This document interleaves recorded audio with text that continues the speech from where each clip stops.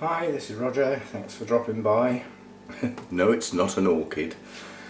Orchid related though. I'm going to have a go at my Miltonia sunset. That's up the back there. But first of all, I thought we'd open this box. This could be good. It might not be. But basically my place where I normally get my orchid pots, Peter White accessories. And I don't pay postage because I always make sure what I want comes to a show.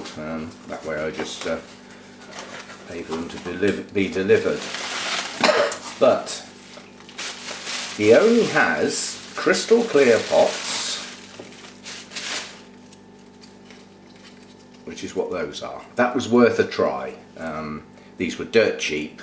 They're not very strong. They've got a lip on them.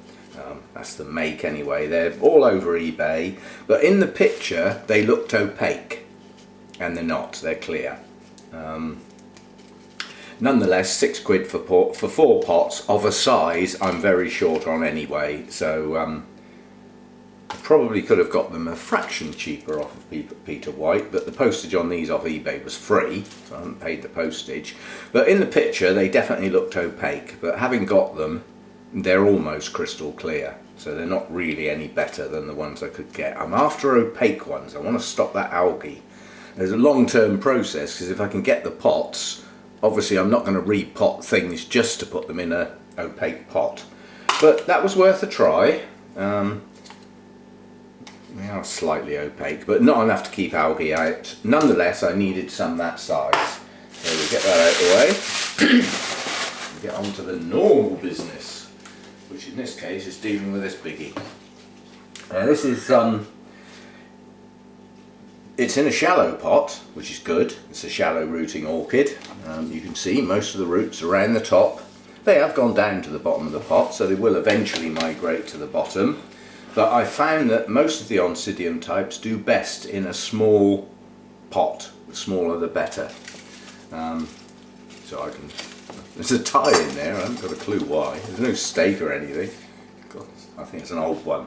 But the main reason for getting this one out of the pot is there's quite a bit of scale buried down in there.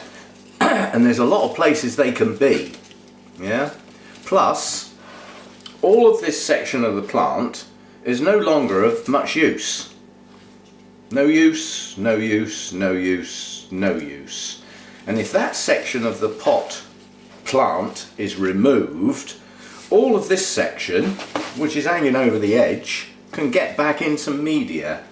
And at the moment I've got new growths coming out in many places, so now's a good a time as any. I mean, the previous that has grown into the pot, the label, the roots grabbed hold of it. But you can see there's some roots are starting to come over the edge of the pot. I've got a good collection of good roots around here, and they do much better getting in a pot. Plus, for some strange reason, when I potted this, I put it in large bark. Probably a mixture of large and medium, but there's an awful lot of air in that pot. An awful lot. So by repotting it, we can get a lot more roots back in contact and get this back end of the bulb plant out so that it'll fit better. Now obviously, because it's got new growth, I've got to watch where I squeeze and pinch and push, because I don't want to break any new growths off.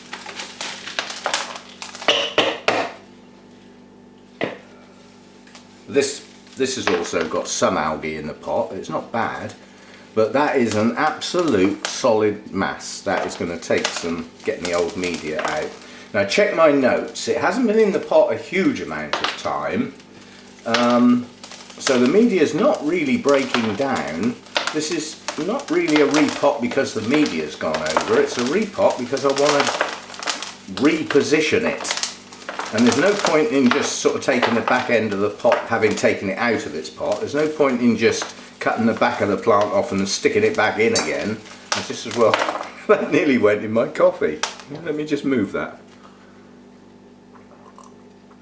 Oh, that's a good place for some of it.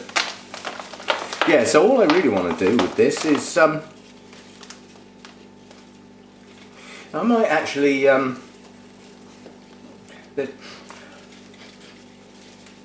It's got that fresh smell. Now the centre part of the plant, I obviously didn't cut many roots off when this was repotted, expecting them to branch or shoot out. And in the centre there, they haven't. Most of these central roots have died back. Yeah. So we can get rid of those. And a lot of those will come off when I remove these bulbs at the back. Now I'm not going to struggle getting all this media off of roots on bulbs that I'm about to cut off. Waste me time. This is the important bit of the plant around here. And some of this will have to be done under the sink. It just makes life easier.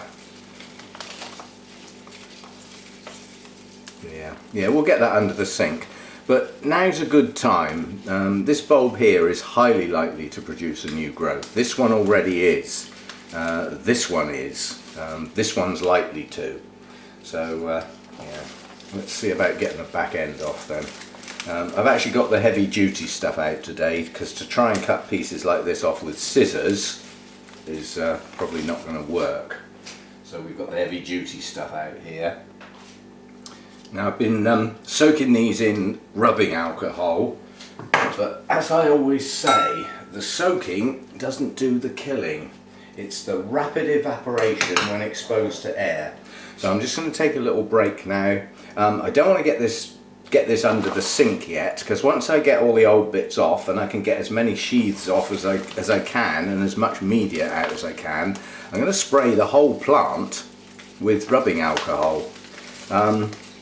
A lot of people use the hydrogen peroxide, but it's not actually that good at killing scale. Whereas the rubbing alcohol, if it can get on them, it will kill them. Even the adults with a little bit of a shell, because the rubbing alcohol's a spirit, it soaks straight into that shell, and then the evaporation sucks the life out of them. So that will get as many as I can, and then in a not too distant date down the line, all my plants are going to get a systemic pesticide spray again. But I wanted to get this one cleaned up as best I can now, and get it in its new pot and get these new growths and these new roots into something decent. So that's the plan.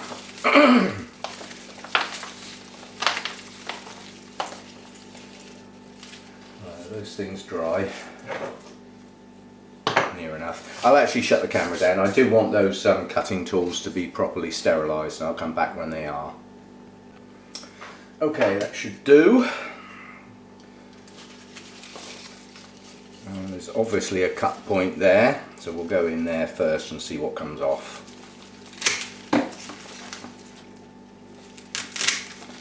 You know the next thing I'm going to do, don't you? Oh, wonderful. Oh, well, I just as well show you. I've got a feeling that this plant has been living with Fusarium for some time. Well, there's the proof. Yes, it is. And is it growing well? Sort of, yes, it is. So I've got a feeling that this one, the back end of the plant, has been infected. And maybe that because my plants get treated every now and again, the front end of the plant has managed to grow out of it. But let's get the older part of the plant off anyway. First job. Got lovely woody rhizome at the back end there.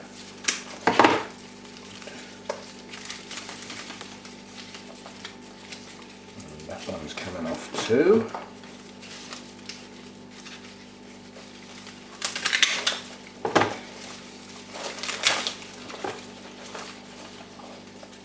I think that one, let me see, so I'm going to end up with a wide, narrow plant.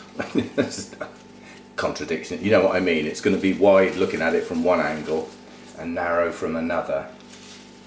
So I think, bearing in mind what I've just found, I'm going to go in a bit further than I perhaps would have done. Let's see what's there.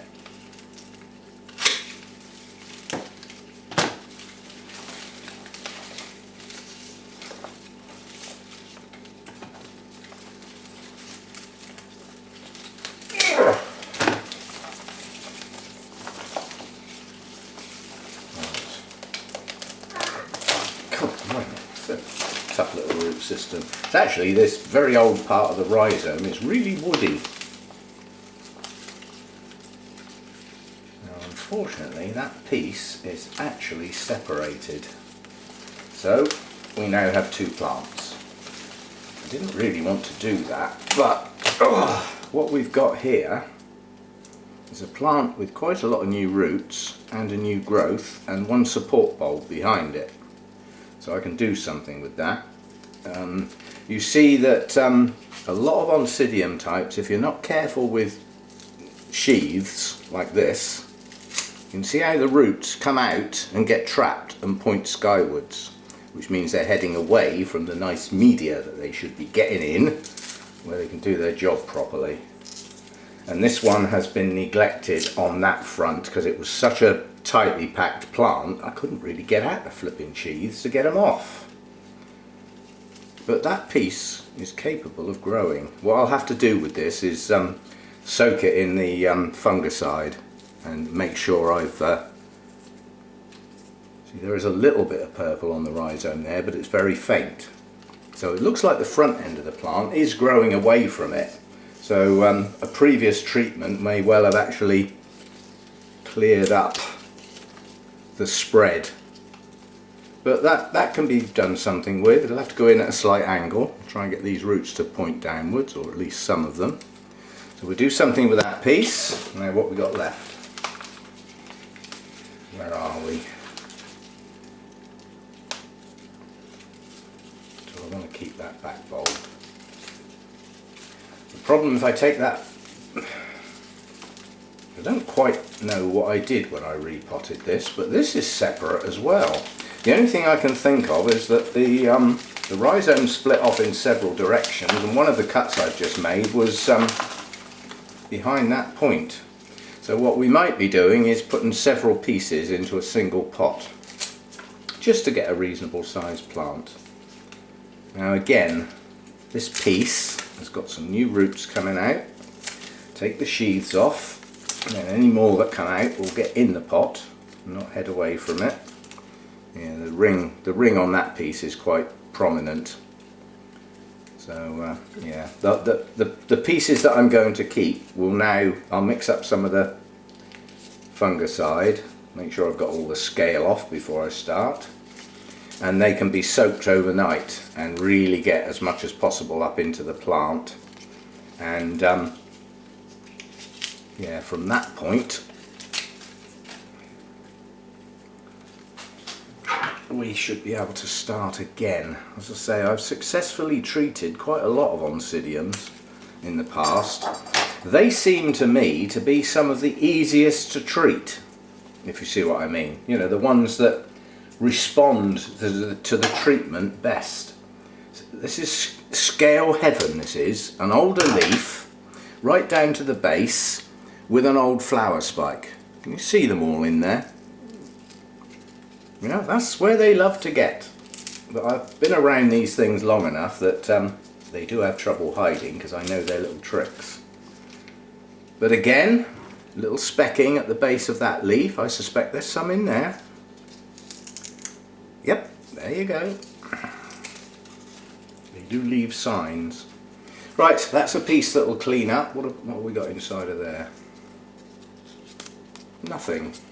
That leaf serves no purpose. The old bulb is merely there to help me repot it, really. Right, so we've got another nice piece there with a nice new growth and plenty of places for roots to come out. So we can keep that piece. I'm going to take that rhizome a bit farther because there's not really many good roots on that piece.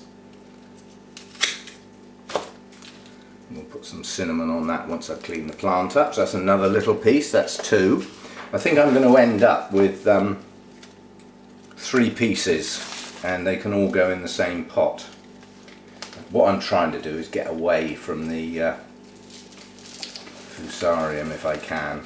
I doubt if I'll get right away from it where I get totally clean rhizomes, because I don't think this one's been treated lately. What's probably happened with this one is the treatment sort of worked, but not quite. And then it started to spread again, which does happen. Sure. Well, that's the old roots gone. Well, that one's got some nice roots on. Good. Right, so where did I just cut that?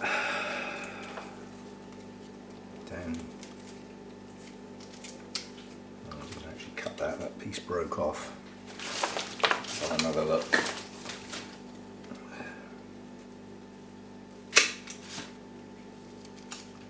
Oh, that's a very, very faint purple bit on that one, so that one's not too bad. And I would suggest the pieces I've got are treatable.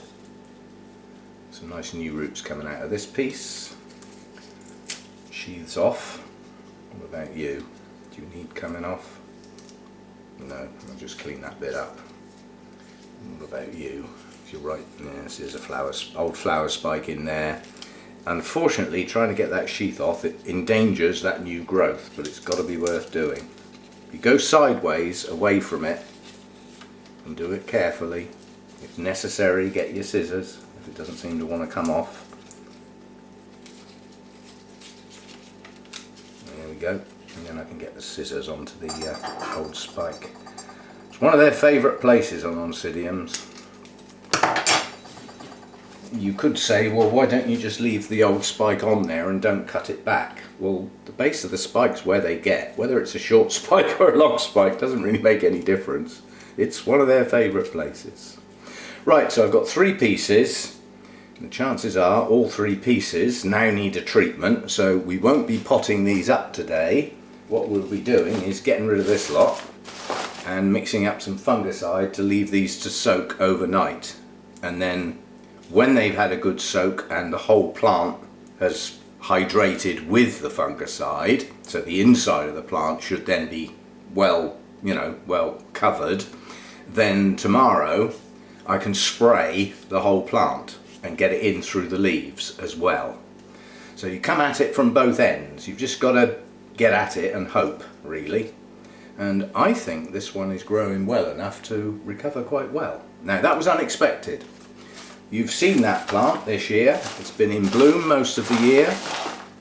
Its previous set of growths matured despite being infected. So they matured and they bloomed and they were of reasonable size compared with previous bulbs, and it's now pushing out new growths.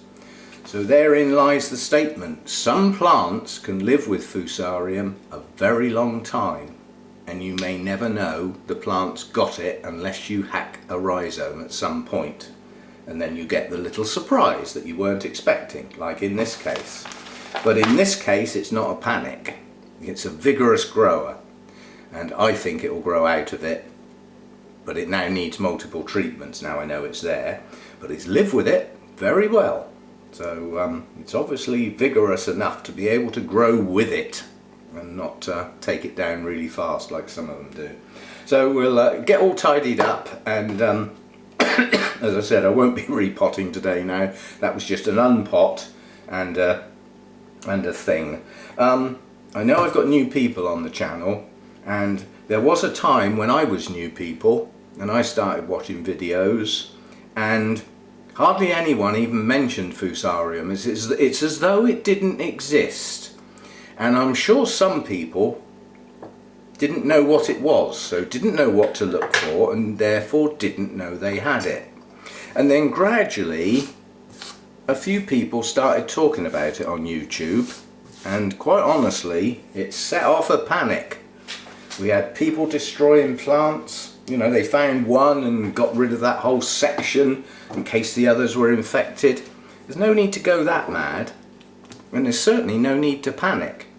The worst that can happen is you lose a plant, you know, and they can be replaced. Well, hopefully in most cases. Certainly in this case, this is common as muck, Miltonia sunset. So if I lose this, I'll just go out and get another one. But you do have to bear in mind, you can buy infected plants. It's not your fault. Don't blame yourself. Don't think I've done everything wrong and I've managed to infect all my plants. The chances are you bought the flipping thing and it was infected when you got it. It's out there, it's around. And some plants don't tolerate it very well at all. They go down. But watch out for the signs. There were no signs on this plant. So it's all very well me saying watch out for the signs, but there weren't any. The signs, cattleyas are quite prone, and so are quite a lot of the Oncidium types. The signs are lack of vigour. Well, this plant certainly never had lack of vigour. It's been growing really well this year. So sign number 1 crossed off for this one. Failing roots. Shows more on things like Cattleyas, where you've got big chunky roots coming out that should grow and grow and grow, and they just seem to stop about an inch or so from the rhizome and get a brown or black tip and just stop growing. And the ones you've got put little branches out and they stop growing. So root failure is another good sign, especially for Cattleyas. Difficult to see it on roots like this. But it's just generally a plant that was doing well starts going downhill. Now if you've bought a plant that's already got the flipping stuff, then it could just continue to go downhill and you'll never know how it should have grown because it's new to you. So it's not always easy to tell. But as I said, this had no signs of it visually on the surface of it. Old bulbs, big fat plump ones, no sign of sogginess. Even the roots on that aren't exactly dead. So this plant had no signs at all. But it's got it. Now I know, I'll treat it. It's getting to the point now where I do consider, yet to do it, actually precautionarily treating every single plant. But to treat them properly, you really need to get the stuff up in through those roots into the centre and the base of the plant, which spraying the plant doesn't do. You get the leaves and the surface of the pseudobulbs and it runs off. It doesn't soak in much to the pseudobulbs. The way into pseudobulbs and canes is up through the bottom through the roots. So yes, you could stand your pot in a mixed up solution. You don't need to repot it then, just do it, yeah? So that gets it all up into the roots.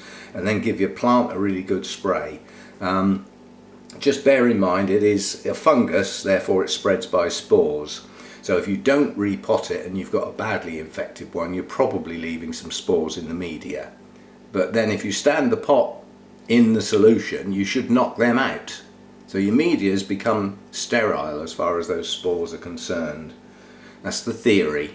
But what happens in practice is another thing. Things don't always do what you expect them to do. Anyway, this one needs treating. I've waffled on long enough, but I said at my talk in front of the whole of the Wessex Society, and I got some poo-poos and a few huffs, and I basically said that when I got to the pests and diseases part, I said that I suspect nearly every one of you that's got a reasonable collection of orchids has got at least one plant with Fusarium and you don't know it's there. You could see people looking round at each other going, well, I know I haven't. How do you know? Just ask the question, how do you know you haven't got it? So it's out there, but it's not the end of the world. Plants can recover. And it's the way of the world. It's there. I think it's in some of the nurseries, and I think somehow or other some of the mass-produced plants are even managing to get it. Now I don't believe that's happening in the conditions those mass-produced plants are grown. You know, the actual mericlone process, they should be tested for everything before they're actually used, and then the sterile process that actually produces the mericlone plants in their tens of thousands and flasking, everything else that takes place like that is so sterile it's unlikely it could survive those processes. But you know, it's getting in the orchid collections somehow. I hope you never see it. And I, once upon a time, once I found out what it was, wish I'd never seen it, and wish I'd never seen it since. But I have. I just live with it. There's nothing I can do about it. It's like a bacterial rot suddenly taking down some of your older pseudobulbs and, you know, just about managed to save the front. Well, it happens. It's just the way of the world. We don't live in a completely sterile world. And nor do our plants. And on that cheerful note, I'll see you next time. I'll film this one again later when I've sorted it out and I know what I'm going to do with it. But first job is treat it. And I would say there's 90-95% percentage success expected with the pieces I'm keeping, because I've seen how it grew, and now I've taken the back end of the plant off, which would have been the worst part. Yeah, so that's been cut out. Treat the new parts, let them grow on. We'll see how we go. See you next time.